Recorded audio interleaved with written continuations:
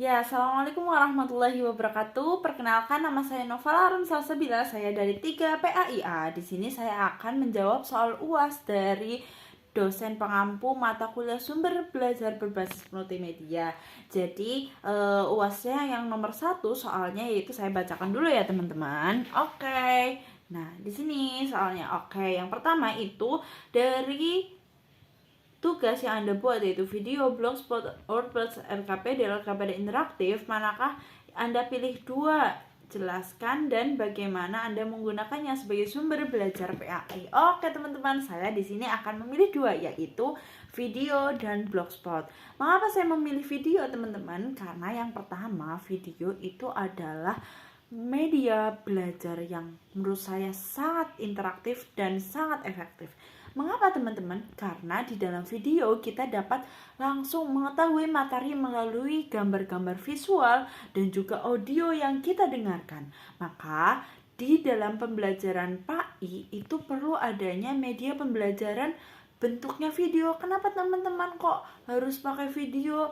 Karena yang pertama dengan media pembelajaran video, karena PAI itu umumnya kita belajar tentang materi-materi, teori-teori dan juga sejarah gitu ya teman-teman.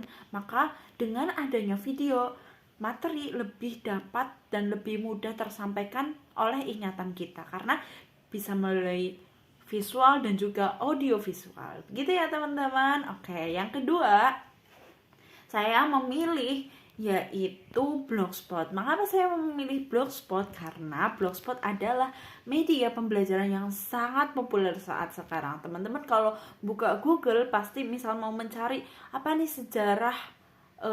sejarah peradaban Islam misalnya gitu ya teman-teman, maka langsung keluar berbagai blogspot dari orang-orang yang memiliki tulisan mengenai sejarah peradaban Islam tersebut. Maka dari itu media belajar blogspot menurut saya adalah media belajar yang sangat populer dan sangat interaktif, juga yang terpenting sangat efektif karena mudah dicari dan juga mudah diakses gitu ya teman-teman. Jadi dari pengisi materi, misal kita mau memberikan materi di blogspot itu bisa banget. Terus orang lain bisa juga mengakses dari blogspot itu sendiri. Jadi mudah ya teman-teman. Misal guru mau memberikan pembelajaran PAI ke anak-anak bisa diupload di blogspot. Kemudian nanti anak-anak bisa membuka link blogspot tersebut dan belajar dari blogspot tersebut. Oke, itu dua media pembelajaran yang saya pakai dan menurut saya dua itu sangat efektif ya teman-teman dan mudah. Terima kasih. Oke teman-teman, kita lanjut untuk soal nomor 2. Aku bacakan dulu ya di HP teman-teman. Oke, soal nomor 2 yaitu buatlah satu flowchart multimedia interaktif, kemudian jelaskan bagaimana cara kerjanya. Oke, ini dia ya teman-teman hasil flowchart yang aku buat. Maaf ya tipe. Nih teman-teman.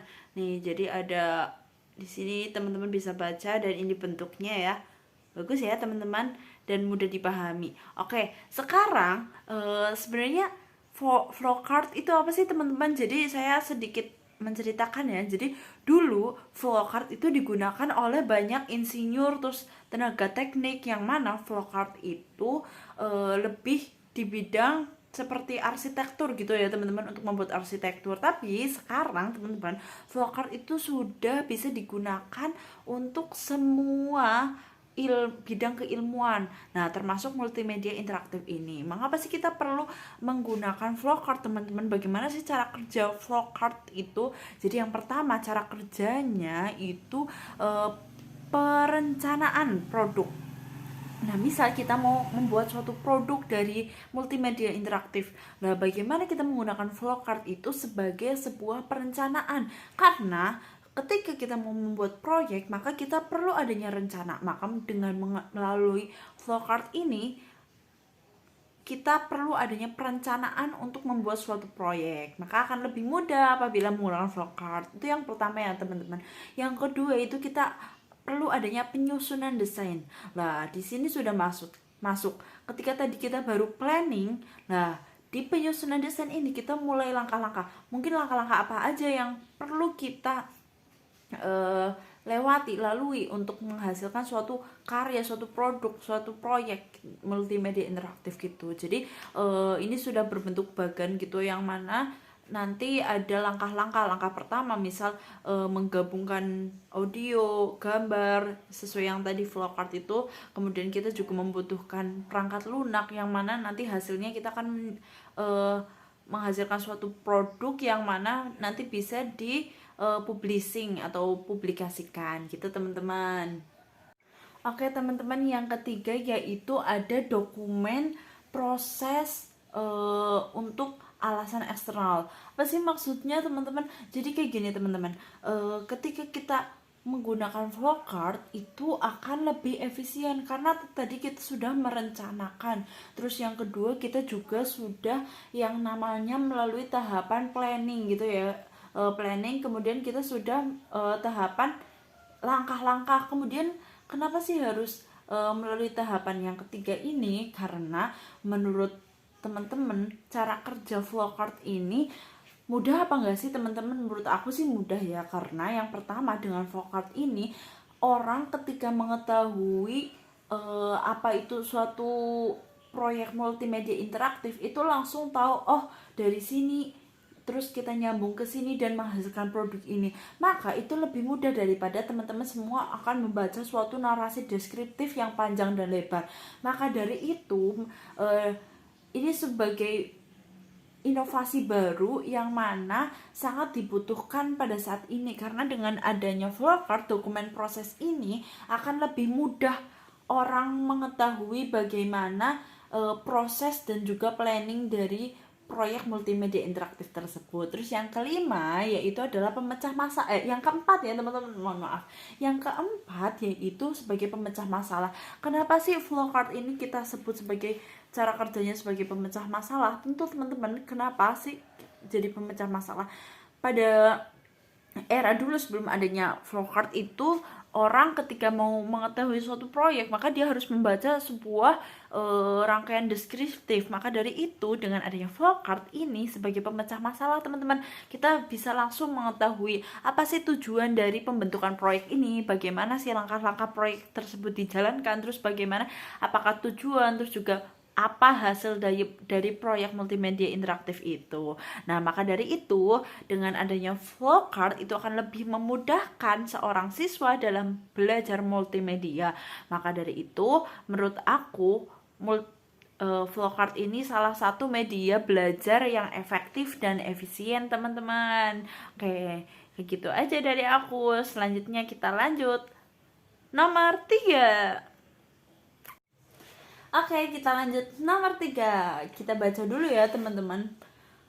Ya, soalnya kayak gini teman-teman. Jelaskan minimal 3 aplikasi berbasis Android yang dapat digunakan sebagai sumber belajar PAI. Sebutkan keunggulan dan kelemahannya juga dan bagaimana Anda menggunakan sebagai sumber belajar PAI. Oke, langsung kita jawab ya teman-teman. Jadi di sini saya memilih 3 sumber media pembelajaran, yaitu Quizizz. Terus yang kedua ada YouTube, yang ketiga adalah Google Meet. Mengapa saya memilih 3 itu? Karena saat ini di era sekarang 3 multimedia itu adalah multimedia yang sedang viral teman-teman. Jadi pertama yaitu multimedia yang saya pilih adalah Quizizz. Oke, apa itu Quizizz teman-teman? Jadi Quizizz ini adalah salah satu aplikasi. Sebenarnya ini web. Nanti kita masuk ke web Quizizz. Nah, di situ seorang guru bisa mengupload berbagai soal-soal mengenai pembelajaran PAI.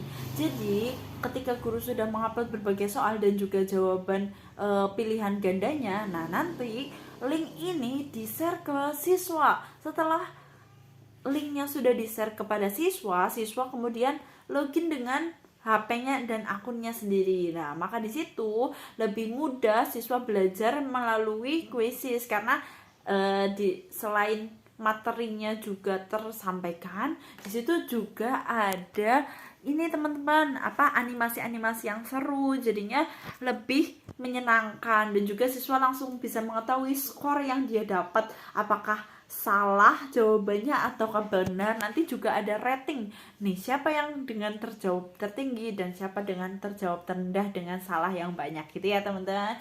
Nah, di sini saya akan membahas kekurangan dan kelebihan dari kuisis ini teman-teman.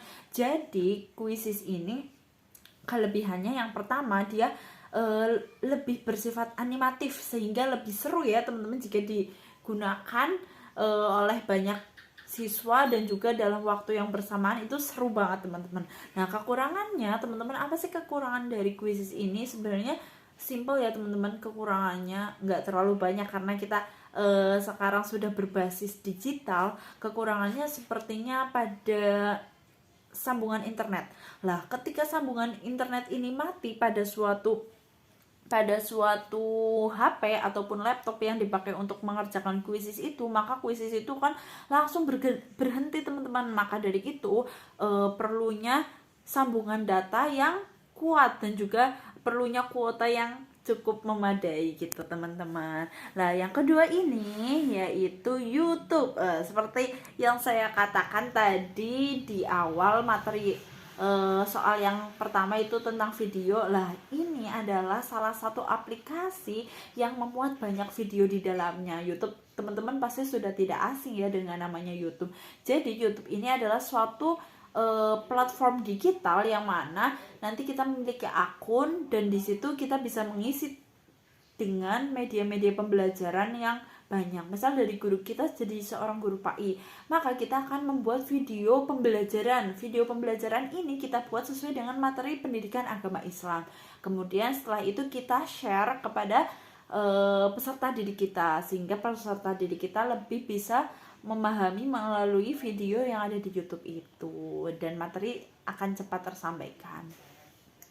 Nah, kelebihannya teman-teman dalam media pembelajaran ini, video ini bisa digunakan sebelum materi itu disampaikan. Misal sebelum guru masuk ke dalam kelas, kita sudah meng-share materi itu dulu sehingga siswa akan lebih mengerti apa materi yang akan dibahas sebelum guru menjelaskan. Itu yang pertama teman-teman. Nah, kemudian yang kedua, kelebihannya itu akan lebih mudah ketika belajar karena dengan adanya video, anak yang kreatif, guru yang inovatif memberikan berbagai video yang bagus, tontonan yang bagus, maka itu akan memudahkan siswa dalam menyerap pembelajaran. Nah, yang ini nih ada kekurangan juga dari YouTube. YouTube ini memiliki kapasitas yang sangat besar, jadi perlu adanya RAM atau penyimpanan yang besar juga di dalam HP seorang siswa, sehingga mungkin kesulitannya bagi siswa yang tidak memiliki HP RAM besar, dia akan kesulitan mengakses YouTube. Dan juga YouTube ini banyak menguras kuota ya teman-teman. Jadi untuk menonton YouTube tentunya kita harus memiliki kuota yang cukup banyak gitu teman-teman. Terus yang ketiga di sini saya memilih Google Meet. Apa itu Google Meet? Teman-teman pasti sudah nggak asing lagi yang namanya Google Meet ya teman-teman, karena di media pembelajaran sekarang, apalagi setelah pandemi COVID-19, adanya Google Meet itu adalah hal yang sangat dibutuhkan untuk pembelajaran daring. Nah, dengan adanya Google Meet ini, teman-teman, pembelajaran PAI itu lebih mudah dan efektif ketika guru misal sedang berhalangan hadir karena sakit ataupun ada berhalangan dinas keluar kota, maka pembelajaran masih bisa tetap berjalan melalui Google Meet. Lah, kelebihannya apa sih Google Meet itu, teman-teman? Jadi Google Meet itu kelebihannya yang pertama, pastinya bisa diakses dengan jarak jauh ya teman-teman. Yang kedua, di dalam Google Meet ini bisa menampung banyak siswa dalam satu kelas ya teman-teman.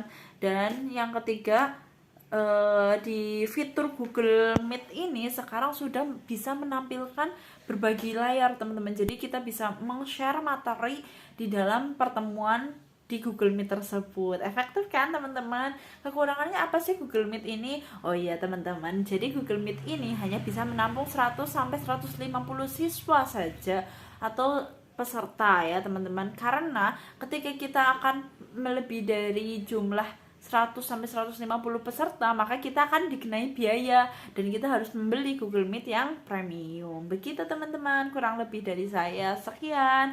Semoga bermanfaat. Wassalamualaikum warahmatullahi wabarakatuh.